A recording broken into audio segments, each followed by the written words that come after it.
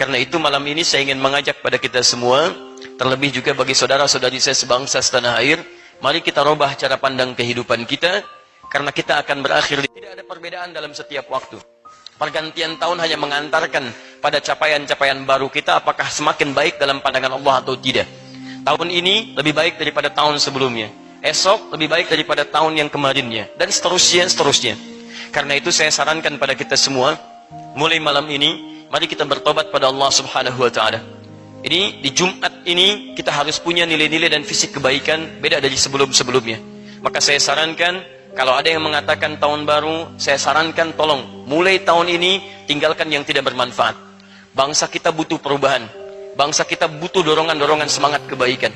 Saya juga mengajak bagi para stakeholder pemerintahan, para pemimpin, pejabat dan sebagainya, daripada membuang-buang uang pada acara-acara yang tidak penting, mari bantu negeri kita untuk berkembang lebih baik.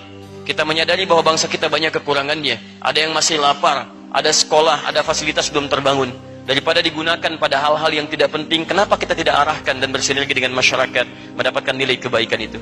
Karena itu, Pak, Ibu, mari kita dorong dengan doa, kemudian kita tunjukkan dari arus bawah untuk menampilkan kebaikan-kebaikan yang dengan itu insya Allah memberikan manfaat untuk semua. Dan itu akan kita mulai malam ini, malam perubahan untuk diri kita, untuk keluarga kita, untuk doa bagi bangsa kita, dan dengan izin Allah SWT, kita akan merubah diri kita selaku muslim dengan cara mengembalikan kehidupan dan pribadi kita pada tuntunan Al-Quran dan Sunnah Rasulullah SAW.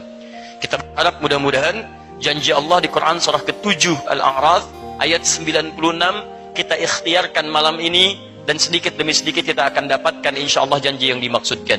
Allah berfirman, "Walau anna ahlal qura amanu wattaqau lafatahna 'alaihim barakatin minas sama'i wal ard."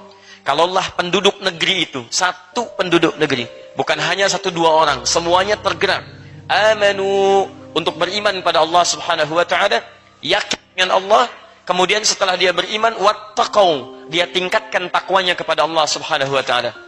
Alhamdulillah teman-teman, malam ini dari dua syarat yang disebutkan, iman dan takwa, kita insya Allah sudah punya yang pertama. Amanu, kita beriman pada Allah Subhanahu wa taala.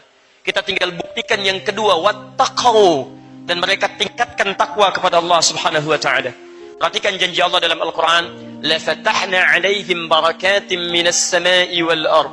La fatahna, Allah bisa menggunakan kalimat fatahna tapi menggunakan lam yang pernah kita bahas di pertemuan lalu. Taukid yang meyakinkan supaya kita enggak ragu. Kata Allah, saya pastikan, la fatahna, pasti saya akan buka seluruh pintu keberkahan. Barakatin minas sama'i wal ard, dari langit, dari bumi.